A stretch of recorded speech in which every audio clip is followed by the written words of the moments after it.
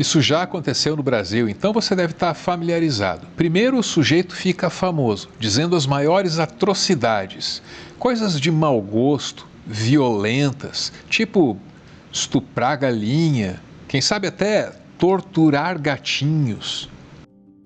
Mira lo que hacía con los gatos.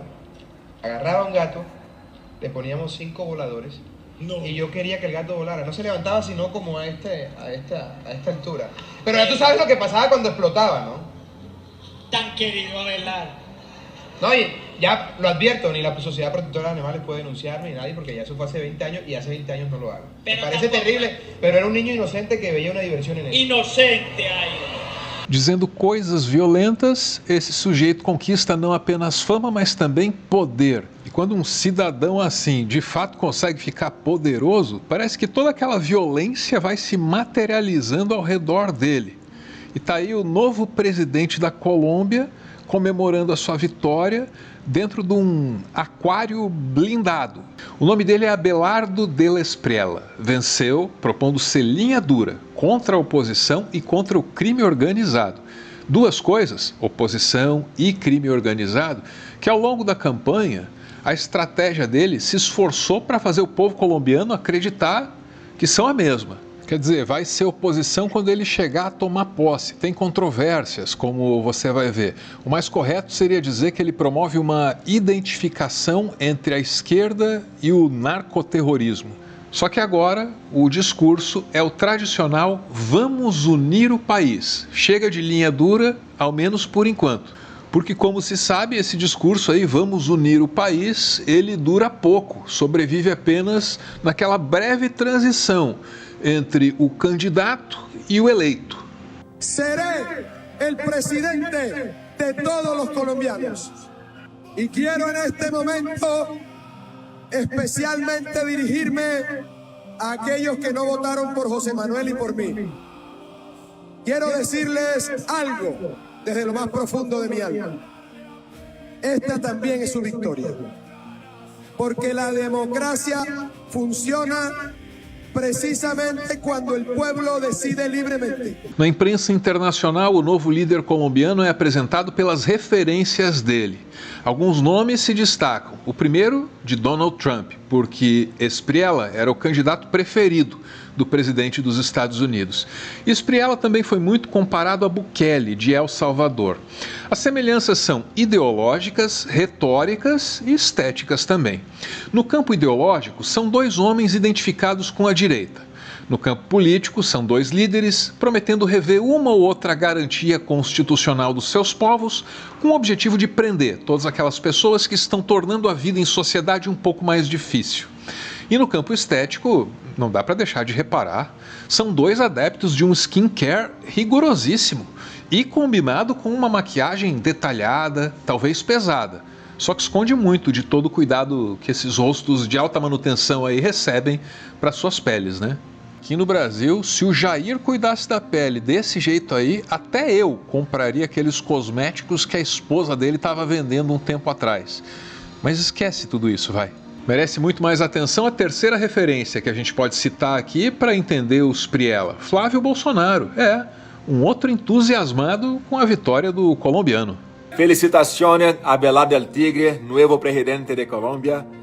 As agendas de derecha siguen triunfando en toda América, porque luchamos contra las organizaciones narcoterroristas, contra la corrupción, contra el aumento de impuestos. E luchamos para que nossas nações sejam livres e prósperas. Tá aí, falando em espanhol, gastou espanhol, né, Thaís?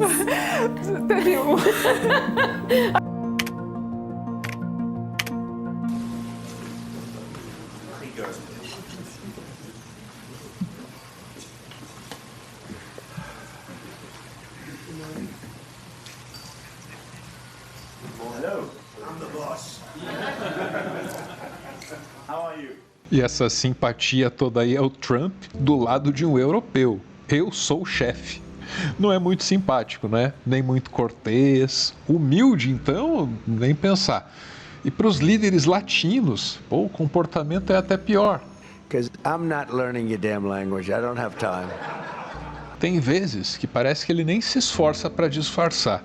Então causa espanto que a esfera de influência desse homem esteja crescendo aqui na nossa região do mundo. O Abelardo Della Espriella é a mais nova vitória. E é uma grande vitória, uma great victory, segundo o Trump, né? Só que ele disse em inglês, desse jeito aí. Porque ele não va a aprender su maravilhoso idioma ni para hacerle un cumplido. La derecha brasileña, por lo menos, tiene la cortesía de intentarlo.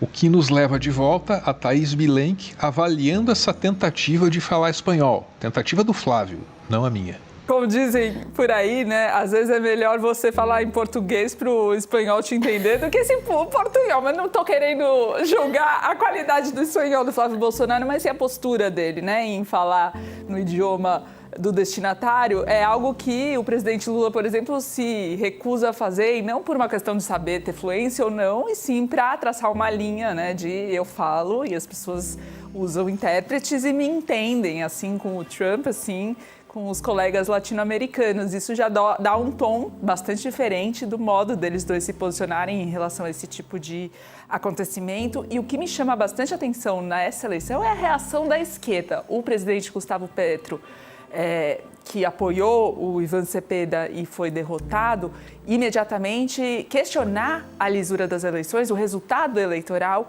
é uma postura que automaticamente gera um contra-questionamento. Pois é, o resultado da eleição está sendo questionado, o que pode ser muito ruim, porque onde tem questionamento de resultado eleitoral, tem instabilidade democrática. O Brasil mesmo é um exemplo bem recente. Então a gente, mais do que ninguém aqui no Brasil, precisa olhar para isso, compreender, falar sobre isso. E é o que a gente vai fazer. Depois de um breve comercial. Ah, esse YouTube, só comercial, hein? Aqui nessa distinta plataforma de vídeos, o YouTube, você vai ver cada vez mais anúncios. Essa plataforma está diversificando as maneiras de monetizar o conteúdo. E basicamente os criadores estão cada vez mais convidados para trabalhar como vendedores. É uma tendência geral. Novos formatos de publicidade estão surgindo e ocupando nichos que ninguém nem sabia que existiam. Publicidade em todo canto, até nas plataformas de streaming que você paga para ver. E adivinha quem é que está imune, quem é que está invicta a essa tendência do capitalismo tardio? A Filmica, a plataforma de streaming brasileira que desafia todas as tendências, a começar pela sua curadoria, para lá de especial. A Filmica é o tempo de tela mais íntegro, mais saudável que você pode ter. E está com desconto, quer dizer, ainda está com desconto. Usa o cupom ARVRO e a mensalidade sai de R$ 16,90 por R$ 14,90. Se quiser garantir um ano inteirinho de cinema, aí vai para o plano anual, R$ 99,90, usando o cupom PIXARVRO, que garante um desconto de R$ 70. Mas, de novo, não é para sempre, né? Essa promoção aí está acabando agora, no final de junho. Os cupons são válidos até o dia 30 de junho. Como a gente já está falando de comercial mesmo, eu sei que a publicidade vive tentando criar esse sentido de urgência, né? É agora, vai acabar, não perca. Mas aqui não é o caso. É só um serviço bom demais, que tem um preço bom demais, que resistiu por tempo demais. Muito obrigado, Filmica, pela oportunidade de fazer um comercial que comenta o excesso de comerciais. É um meta-comercial. Legal. Né?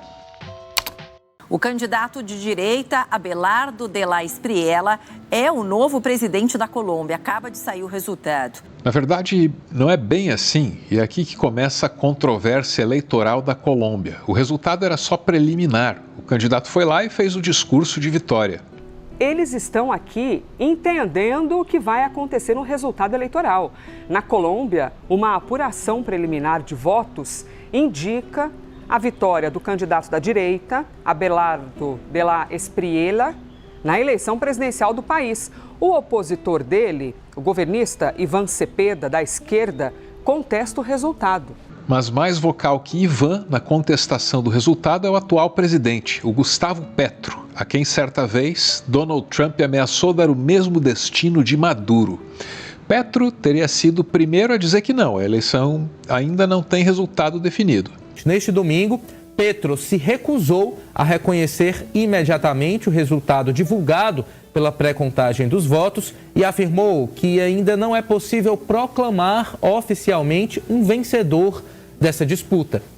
Aqui entra uma peculiaridade do sistema eleitoral colombiano, a contagem preliminar, el preconteo de los votos. É o que está todo mundo celebrando, é o que está todo mundo comemorando, uma contagem preliminar, que ainda demora 2 ou 3 dias para ser confirmado oficialmente. O organismo eleitoral, inclusive com juízes eleitorais, vão fazer a revisão ata por ata, que foi enviada, cuja foto foi enviada para o organismo eleitoral para essa contagem rápida, e aí sim vai haver a apuração definitiva.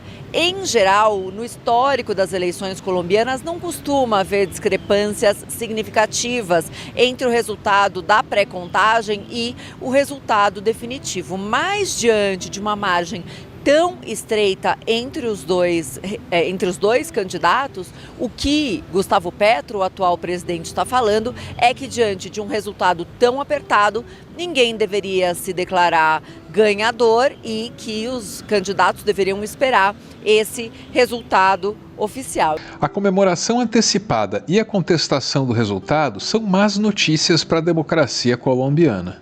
No Brasil, estudiosos traçam uma linha de deterioração do ambiente institucional. Essa linha começaria com Aécio Neves contestando a eleição de Dilma, escalaria com o impeachment e desaguaria na tentativa de golpe, que ficou lembrada como 8 de janeiro. A gente sabe que no Brasil, quando se começou a questionar o resultado da eleição, acabou entrando uma bola de neve na política nacional que resultou num impeachment e dali do impeachment a vinda do extremista de direita do Brasil, que é o Flávio Bolsonaro. Esse é o ponto número 1. O aliado de Gustavo Petro foi derrotado por uma pequena margem de votos. E agora, a esquerda colombiana contesta o resultado de 33 mil mesas eleitorais.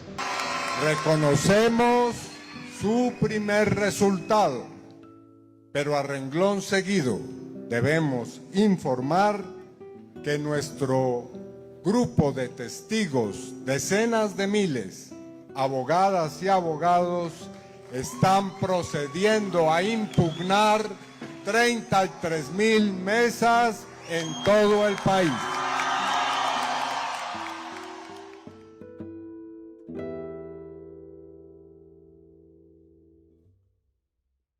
Ponto final em mais um textão. Nas considerações finais, quero dizer que eu espero ter conseguido atualizar você a respeito da política colombiana. Não consegui tratar em detalhes da biografia do nosso Abelardinho colombiano, também conhecido como El Tigre, não é o tigrinho, né? É interessante a biografia, toda essa vibe empreendedor, o tigrinho no boné, a logomarca, vida luxuosa na Itália. Passa um pouco da vibe assim de um Pablo Marçal, para puxar aqui a comparação inevitável com o nosso contexto brasileiro. Quem sabe no futuro a gente fale dessa figura. Tudo dito, bora ouvir. É o PS. Hey, listen.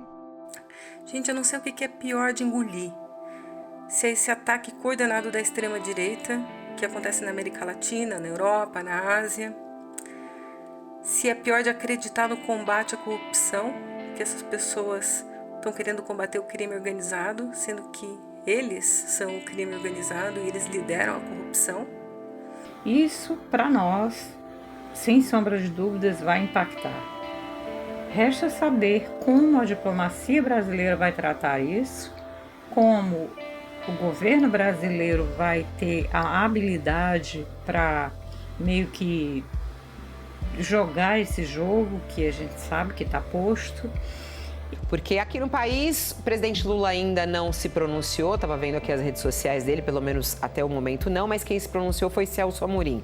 O governo brasileiro vai esperar a contagem final dos votos na Colômbia para se pronunciar a respeito do vencedor das eleições presidenciais no país. Mas o assessor internacional da presidência, Celso Amorim, reconhece que há um movimento forte e indiscutível da direita na região. Se você experimentar viajar para qualquer canto da América Latina, vai notar um padrão que se repete e, na minha opinião, dá o tom magnético e alegre da nossa região. As paixões. O despertar de uma paixão na América Latina acontece muito mais facilmente do que em qualquer outro lugar no mundo. Aqui mora um povo que abre o seu coração com facilidade e envolve com certa paixão tudo o que faz em sua vida. Isso se nota no futebol, na música, nas amizades e, infelizmente, na política. Interesses internacionais aprenderam como manipular com maestria essas paixões. E, vez após vez, a Latinoamérica sangra por suas veias abertas, até que chegue o dia em que nossa paixão nos una como povo. Os cosméticos todos devem ser baseados em óleo de peroba, né, para tratar a cara de pau dessa gente. Muito obrigado por ficar comigo até o final, o finalzinho e o finalzinho. Somos um grupo seleto, diminuto, tá? Que tá juntinho aqui nesse finalzinho de vídeo. Vamos bolar um código secreto pra gente se identificar aí na caixa de comentários. Escreva apenas Shakira. Escreva apenas Shakira. E eu saberei que você assistiu até os últimos segundos desse vídeo sobre a Colômbia. Um beijo e, como sempre, valeu!